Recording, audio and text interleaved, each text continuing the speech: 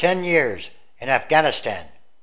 For 10 years now, ever since the towers fell, the United States has fought a war in a distant land in hopes, it says, of protecting American interests and making the world safer from terrorism. Or again, so they say.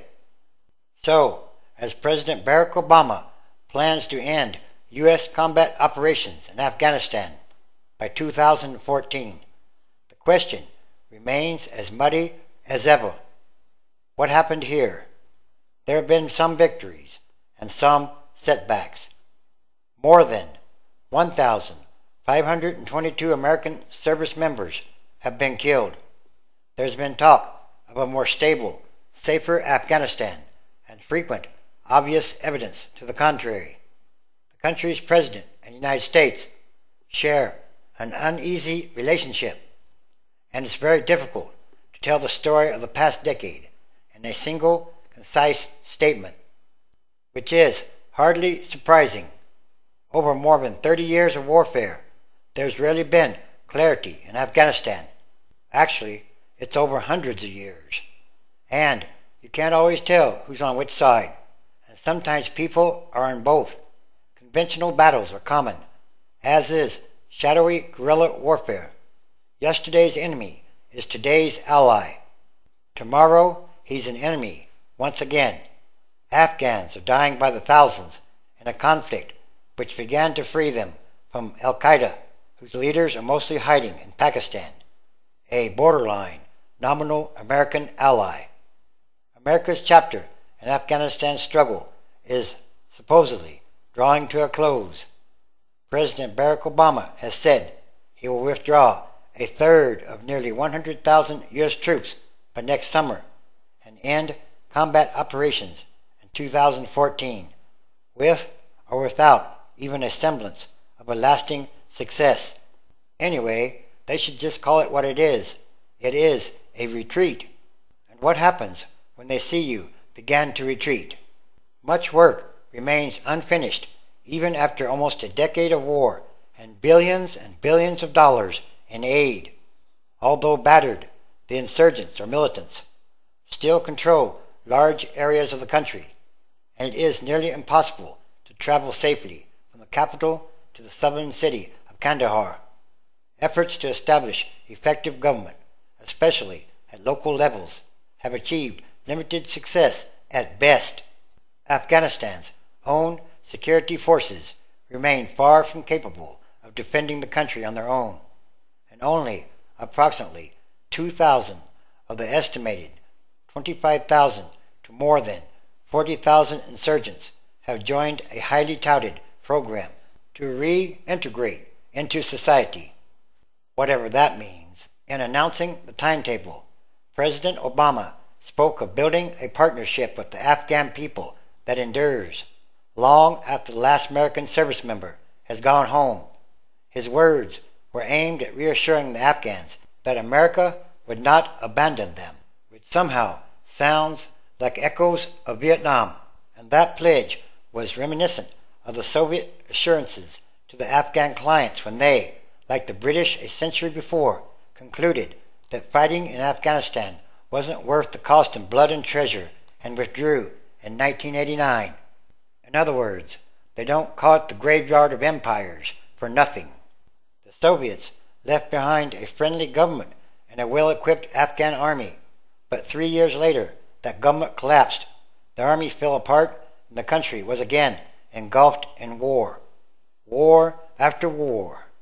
America entered Afghanistan in October 2001 to strike at Al-Qaeda after the 9/11 attacks in the United States. Another goal was to oust the ruling Taliban that arose from the chaos in the wake of the Soviet defeat, and also Osama bin Laden and his network. The Taliban were dispatched with relative ease by U.S. air power and ground forces, provided by militias that had resisted the hardline Islamist movement.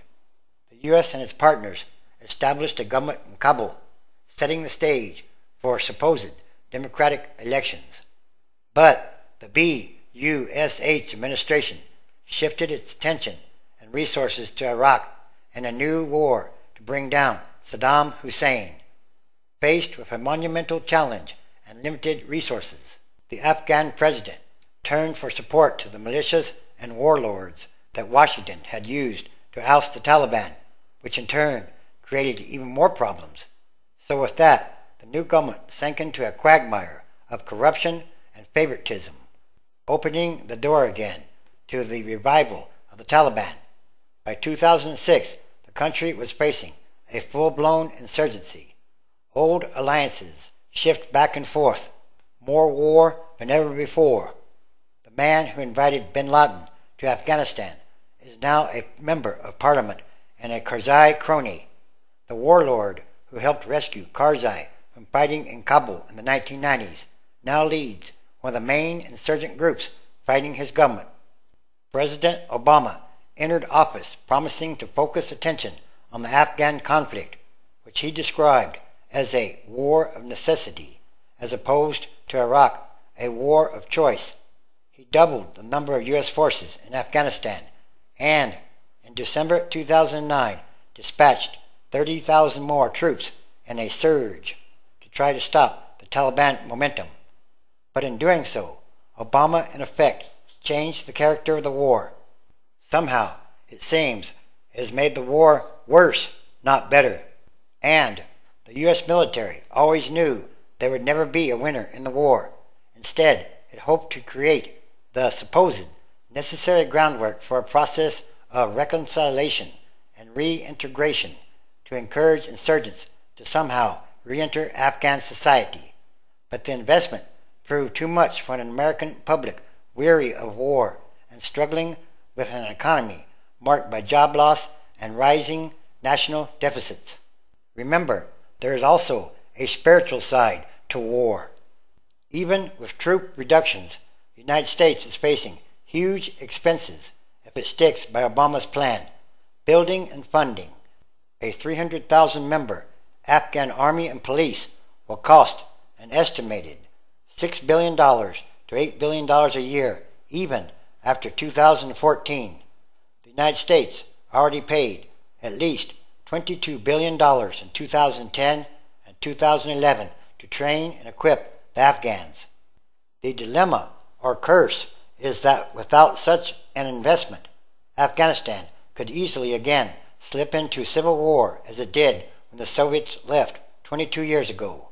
So, preventing that will require not only a strong security force, but a power-sharing agreement among the numerous ethnic groups, including the Pashtuns, from whom the Taliban draw their strength. And, with such a complex ethnic and political landscape, few believe Afghanistan will enjoy peace anytime soon. Many Afghans fear that once the foreign troops leave, just like all the times before, the country will descend into a new civil war. Some Afghans are already rearming in the belief that the Taliban are coming with weapons to take them over. And President Obama's strategy for gradually ending the war in Afghanistan relies heavily on peace talks with the Taliban. But those talks have hardly begun, and even some administration officials acknowledge that the odds of success are slim, most likely very slim. Among the many reasons, it is not clear that the Taliban want to negotiate, or who even represents the organization. The Afghan president has distanced himself from the talks, raising serious doubts about whether the country's leaders would be open to a reprise of Taliban involvement in the political process. And Pakistan, the vital third leg of negotiations because of its ties to the Taliban, is increasingly a wild card because of recent strains with the United States over the drone program on terrorist suspects inside Pakistan. President Obama told soldiers at Fort Drum, New York, that because of you, there are signs that the Taliban may be interested in figuring out a political settlement, which ultimately is going to be critical for consolidating that country. But so far, however, those signs are very hazy at best, according to officials and diplomats. We're at that stage where it's very confusing one senior administration official said, adding that the meetings could not even be called talks at this stage, let alone peace talks. Anyway, how do you talk to people that you've been killing for 10 years now? And what happens when you signal a retreat or that you're leaving Afghanistan? These should be very good questions to ask. Again, these are more signs of the times, the end times, transition days, a continuing, day-by-day process of extraordinary happenings, changes, and events.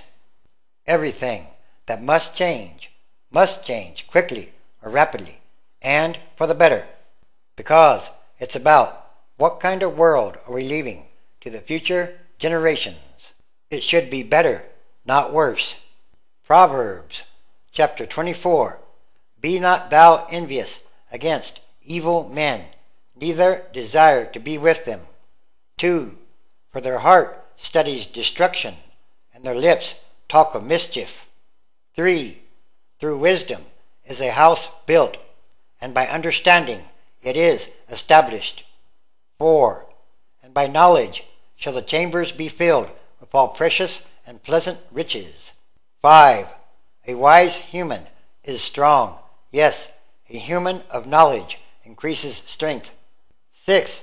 For by wise counsel thou shalt make thy war, and in multitude of counselors there is safety. Also, Revelation chapter 22, verse 12. And, behold, I come quickly, and my reward is with me, to give every human according as his work shall be. 13. I am Alpha and Omega, the beginning and the end, the first and the last. Yes, it's time for all prophecy to be fulfilled. It's about fate and destiny. Everything is connected, and everything is numbered. The limits or tipping points are being reached.